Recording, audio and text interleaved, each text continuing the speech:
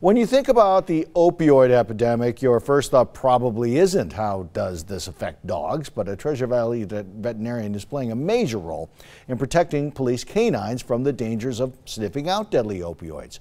6 on Your Side's Karen Laird joins us live in studio with details.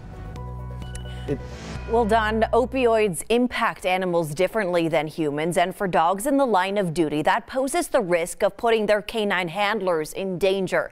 That's where Boise's own Dr. Nell Dalton steps in to train first responders how to prepare for the unexpected.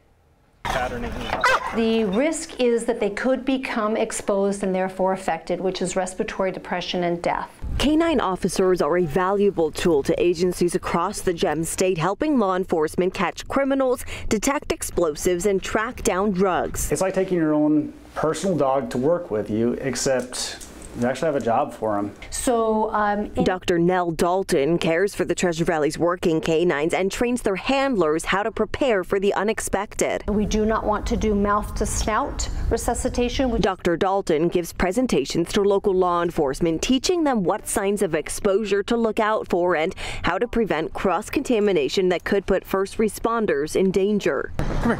For drug-sniffing dogs, the primary risk is going to be due to inhalation. A canine's tolerance for opioids is much higher than humans, so the highest potential for harm comes to the handler once reunited, requiring responders at the scene to wear personal protective equipment.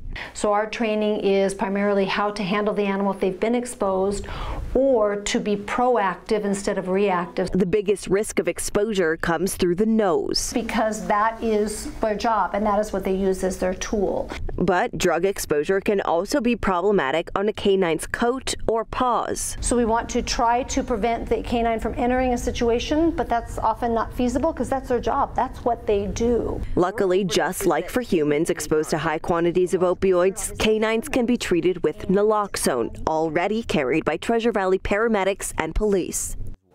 And the good news is not only are they prepared to treat dogs for a potential overdose, but law enforcement in the state of Idaho has not yet needed to administer naloxone to any operational canines as of yet. Reporting live in the studio, I'm Karen Laird, 6 on Your Side.